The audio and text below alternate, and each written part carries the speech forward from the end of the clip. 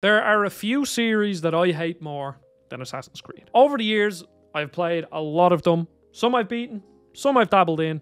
And from what I can remember, the list of my gripes with this series go on and on. The combat is boring, the parkour is a bit clunky, the majority of the stories are uninteresting, the mission design is completely repetitive, and overall this was the start of the Ubisoft open world game, and eventually they just got bigger and bigger and bigger until we get games now like Assassin's Creed Odyssey and Assassin's Creed Valhalla, where the maps are just so big that when I look at them, my brain just explodes.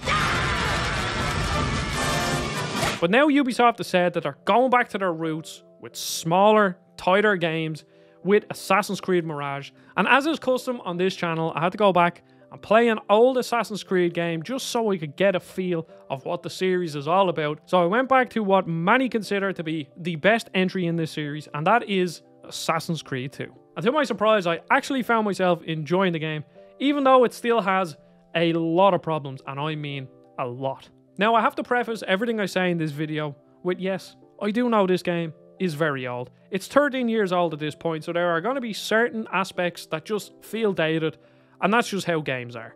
And also, I can appreciate how influential this game was. For better or worse, Assassin's Creed 1 and 2 started the Ubisoft open world game. And some people love this formula. And when I'm in the mood for this sort of a game, I also really enjoy this formula. Far Cry 3, Far Cry 5, Far Cry 6, Immortals Phoenix Rising, the list goes on and on. At times, I'm in the mood for these types of games, and they just work. And Assassin's Creed 2 realistically laid out what open world games will be for pretty much the next 7 years until something like Breath of the Wild came out and kind of switched up the formula a good bit. So jumping into the game, I was surprised by the pacing at the start. Usually games like this have very boring introduction missions. I mean, if you go back to pretty much any open world game, they all have those introduction missions where they're teaching you how to craft, or they're teaching you how to climb, or they're introducing characters. But here Assassin's Creed 2, I think, does a really good job at not really giving you too many tutorials, which I really appreciate, especially considering how this was not exactly a new concept of game. I mean, like Prince of Persia and Assassin's Creed 1 existed before this. So the concept of sort of scaling buildings and stuff certainly wasn't new. But here they don't really hold your hand, and they introduce a lot of interesting characters, especially your Uncle Mario, who has the most interesting and funny introduction to a character. Do I know you from somewhere? Don't you recognize me? It's me, Mario! And here, the Italian accents are as cliche as you can want, because honestly, I'm not sure if they did get Italian actors for this. I don't think they did, because I think Roger Craig Smith does the voice of Ezio. But all the Italian accents are one step away from just a guy talking like this into a microphone. And honestly, I love it. There's something about the writing in this game that is very, late 2000s to 2010s, where there's kind of like a sexual undertone to everything. Like your mom in the game makes a joke about how Ezio spends too much time in vaginas and all this. Expression is vital to understanding and enjoying life. You should find an outlet. I have plenty of outlets. I meant besides vaginas. There's just sort of like a sexual undertone in everything that I honestly just find quite funny. It's really cheesy, almost like a Rockstar game. It's not done to the same level or to the same quality, but I still chuckled quite a bit. And it is cheesy, but it works. I mean, Ezio is a ladies' man. He's always, chatting up the ladies, asking for favors, and there's even, it goes as far to have this stupid little sex minigame that reminds me of God of War 3. And there's just something very 2010s about that I kind of have a bit of nostalgia for, I guess, at this stage. And Ezio as a character is just very interesting. He's funny, but the backstory is where this game shines. Because while the political intrigue of why Ezio's family was murdered and what families came before and what families are trying to seize power were interesting, I found something to love in this game about the backstory of the Assassin's Creed world. First, the whole concept of a guy delving into his ancestors' past through a computer is just really cool. There's just something just simply cool about it. And then once you start to decipher all the little bits, all these glyphs that you find, which are optional, and you start to realize that there's, an alternate history thing going on here, You read different letters about people like Edison talking to Tesla and loads of different world leaders from history somehow are all linked together. Like at one point they're actually talking about World War II and how H has seized power. And then when you start to get into the religious undertones of everything, how the Templars and the Assassins are constantly battling against each other, and how the Assassins go all the way back to like Marco Polo, and that's how like Ezio's family came to Italy, and I'm just like, oh, this is so cool. I enjoy history. I learned history in school and I've always been interested in it. I've watched documentaries, but I'm no history buff. You know, I don't have an encyclopedic knowledge of history. I wonder how this holds up under the scrutiny of sort of an actual person who understands history. But if you don't look into it too much, this is just such a cool concept. The fact that all these like glyphs that you're deciphering as you explore the world, these are all optional as well. So all the glyphs that you decipher kind of piece together this weird kind of cutscene of Adam and Eve trying to escape the Garden of Eden, and then the apple that Eve tempted Adam with is actually like a piece of Eden that somehow has been like passed through time, and then you see like this weird forge where they're creating something. I'm like, oh my god, what is this stuff? And to be honest, while I did enjoy the story, I do like Ezio as a character. He's funny. And, you know, it's a typical revenge plot, and then obviously you start to bring in the religious sort of and the political intrigue. You know, it is interesting, but when you bring in all that backstory and they're discovering, oh, Marco Polo was actually here, and then Thomas Edison was talking to this guy, and they were mentioning Hitler, and it's just cool. I know I said cool a lot, but it genuinely is really, really fun, and I had a great time with this. This was the best part of the game, hands down, and realistically it was the only reason why I finished this game, because there was a lot of backstory that I actually wanted to discover myself. I wanted to do the side objectives to learn it, which goes a long way in making the world a bit more interesting to explore. And yeah, that was the takeaway from this game, is that the story is honestly very good, but everything else in the game, it kind of falters. So as I said, this is a typical Ubisoft open world game. There are towers that you have to climb to synchronize to clear the map.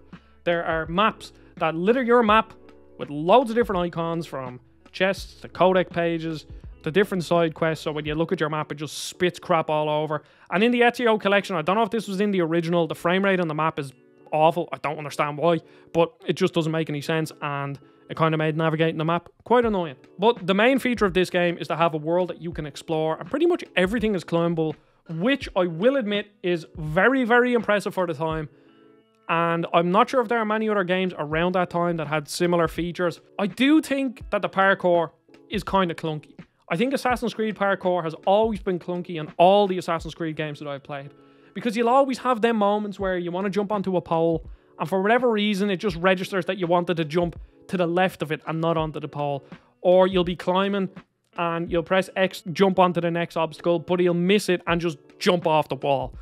And I don't think, from my experience playing the more modern Ubisoft games, now it's been a while since I played them, while the parkour did improve as time went on, these issues still existed. And I just think, yes, it's impressive that you can have a world that is fully explorable, fully climbable, because the only other games I can think that did that are Dying Light 1 and 2, where pretty much everything in them worlds are climbable. But Dying Light 1 came out in 2014, 15 was it? So that was a good couple of years after this.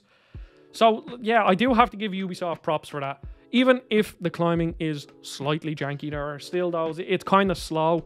I know it does pick up in pace as the games go on, things just become quicker, but there's just a certain level of, you're almost battling with the controls in this game across everything. And while speaking of controls, that's where I think this game falters the most, because basically there's so many different context sensitive inputs, where let's take fast walking and stealing for example. So if you are near an NPC, X will be steal. If you are nowhere near an NPC, X will be fast walk. But sometimes there's like a little space in between where you're almost beside them, where you're thinking, oh, I can fast walk here, but instead you actually steal, and then you get caught by the guards and you just have to run away for them. Or there are other things where circle is a gentle push, but it's also interact with things. Or when you're looting bodies, holding circle is to loot and pressing circle is to pick them up. Or when you're in combat, which I think is where it's the worst, you press square to attack, but when you're holding R2, it's how you do a counter. And when you're not holding R2, X is to strafe, and when you are holding R2, X is to dodge. And it's just the fact that there's so many different buttons and so many different context-sensitive stuff that it kind of just makes it feel quite clunky. Now, eventually, you do get used to it, but regardless, you will always have them moments where you're like, oh, I thought I countered that attack, but instead I attacked them and I end up taking damage. And it just kind of gets a bit annoying. I mean, ultimately, as I went on in this game, I just got more frustrated with it. And near, say, like the 75-80% completion mark of the story, I was like, I just want to get this done with, because there are certain missions, like right near the end of the game, the missions kind of fall apart. So in general, the missions in this game are pretty basic. You don't really have much variation. Now, one thing I will say is that there's only like 3 or 4 trailing missions, which is amazing, because if I remember correctly, Assassin's Creed 3 and 4 are just constantly filled with trailing missions, and they are the most frustrating and annoying missions ever. Nobody likes them. Please remove them from any game ever. But the other missions in this game are all just sneak through a crowd or assassinate this target. And when you get into the assassination missions, this game isn't a stealth game. There's no stealth button. Obviously, there's line of sight, and, you know, enemies could see, and you have your hidden blades, which I will have to say, Ezio as a character, his design is iconic. That's another thing I have to give Ubisoft props for, because when you think of sort of humanoid, realistic characters, there are very few more iconic ones than Ezio. There are other ones like, say, Nathan Drake, but his design itself isn't iconic. It's the character that's iconic. But when you see the white cloak with the red accents and those hidden blades, you're like, yeah, that's cool. And I have to commend them on that. But back to the missions.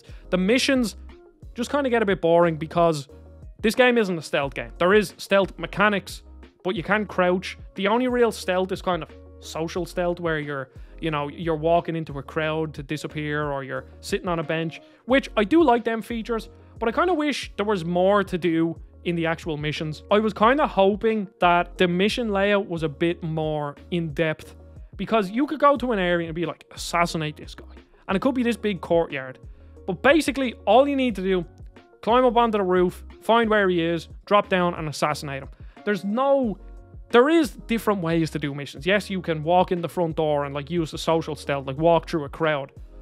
But other than that, there's no real interesting encounter design. There's no real interesting sort of level design where you're sneaking through different buildings, or maybe you could go high, maybe you could go low, or maybe you could go the social stealth kind of way.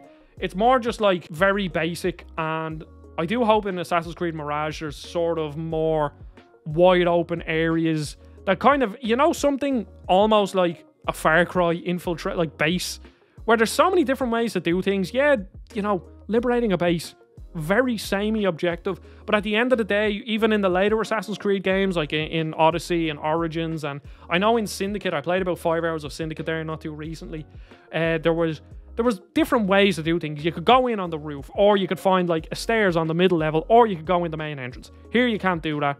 And then other than that, like, there's not really many standout missions. Like, the only 2 missions I can remember right now are 3, and one of them is for worse, is the one with the Leonardo da Vinci where you're on his flying machine. That's just cool, because I think Leonardo da Vinci is one of the best characters in this game, because I don't know how, you know, historically accurate it is. I know he was an inventor, and he did have concepts of making a helicopter, I believe. So it's not too far out of the realm of possibility that, you know, in this universe, he actually is an inventor and he makes Ezio stuff. That is cool, and Leonardo da Vinci is a cool character. And that mission where you're flying around on the machine, it's just kind of something to, you know, mix things up a bit, and the fact that it has Leonardo da Vinci is what makes it interesting. And then the final mission, spoilers, I mean, it's a really old game, but spoilers if you want to click off, is you infiltrate the Vatican, which is just a cool mission because you assassinate the Pope. Can you get much cooler than that? I don't think you can. If you're going to set a game in this era, you have to sort of bring the Pope into it. And infiltrating the Vatican, again, mission design completely boring, but the fact that you're in the Vatican and then you assassinate the Pope and he like whips out a staff that's like magical, it's just completely bizarre, but really unique, and I loved it. And then the final mission that I will talk about for worse is the part where right near the end, just as the game is kind of coming to an end, they decide that you have to kill like 9 Spanish lieutenants around Venice, I believe. And all of these missions are crap because they all have fail states. So if you get caught, the majority of them are, I'm pretty sure, if you get caught, the mission desyncs and then you have to restart it.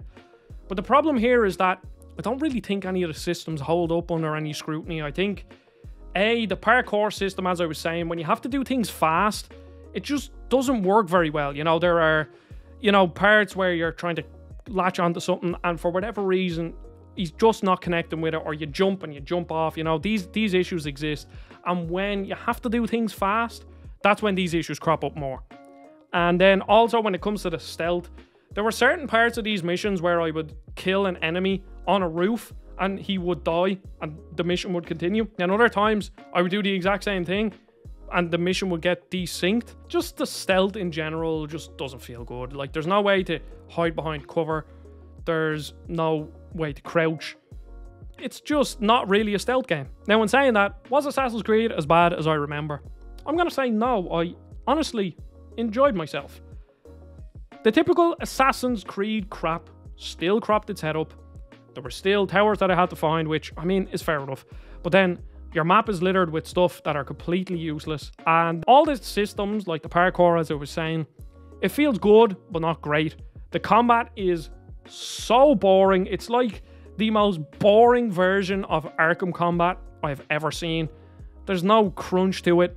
Like, at points you are literally just smacking somebody with a sword as they block until they die. They introduce a couple of enemies that need different methods to kill them. You know, there's ones that you have to dodge your attacks and then attack them. Or the best method is to disarm them. Or the best method is to counter them. And yeah, it's okay.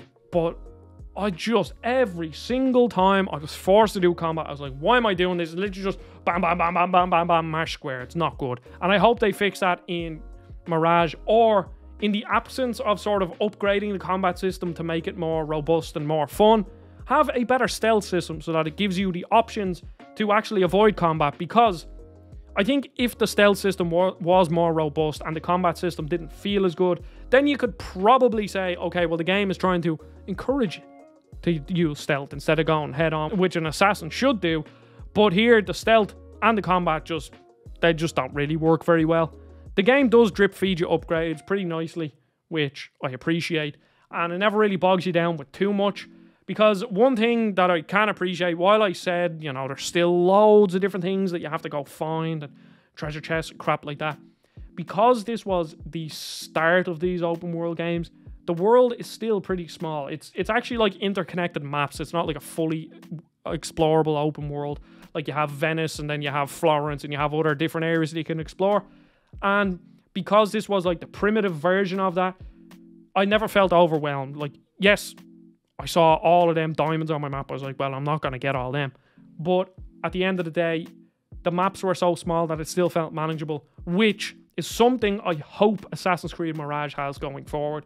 And hopefully I will be reviewing this game. But I will admit, on my streams, I always slag Assassin's Creed. And while I still don't think there is a lot to the gameplay, the story of this game is genuinely fascinating. And I do want to play Brotherhood and Revelations because I want to see where Ezio's story goes, because Ezio is a cool guy. He's cool. And he has hidden blades that are just cool. I mean, if you're my age, like you were born in and around, say, like 95 to 2000, you probably grew up playing Assassin's Creed and you thought that they were so cool. Because when I got Assassin's Creed 1 with my PS3, firstly, I thought, wow, graphics will never get better than that. But I was completely wrong. But when you see that hidden blade and he just goes, and then he assassinates someone, you're like, that is cool. And that's what Ezio is. So I do actually really want to see where this goes. And again, as I was saying, the historical background of it all just gives it that extra layer of depth and complexity. It just makes it so interesting. So, Assassin's Creed 2 wasn't actually as bad as I remember. So I really appreciate you watching. I will have a video for Assassin's Creed Mirage, either if I get a code, fingers crossed, or, you know, around launch day, I'll beat the game. Because I am looking forward to it. Like, if this is a true return to form, and they, obviously, you know, Assassin's Creed 2 is like a 13-year-old game, so I am expecting, you know, refinements to the combat, to the stealth, to the parkour. And if that does exist and they still give me like an interesting backstory with a cool character, and hopefully more sort of the historical undertones, then I think Assassin's Creed Mirage will be pretty cool. And it's only €50. And they also said it's short. They're not going for this massive open world game that has a map that's like the size of the feckin' the whole United States. So I appreciate you watching. I'd love to know what you think of the Assassin's Creed series and what games I should play next in it. Because I will, I think, do a regular sort of every month or two, play one more. So then I can improve my knowledge and also maybe not be as ignorant on this series as I have been. Even though I've played a lot of them, I've dabbled in and out of them. Some I've beaten, some I've lost interest in because they're boring. I'll save my Assassin's Creed story my Assassin's Creed 3 story for another day. But I really appreciate you watching. Don't forget to subscribe, join the Discord. I'll see you all on the next video. Goodbye.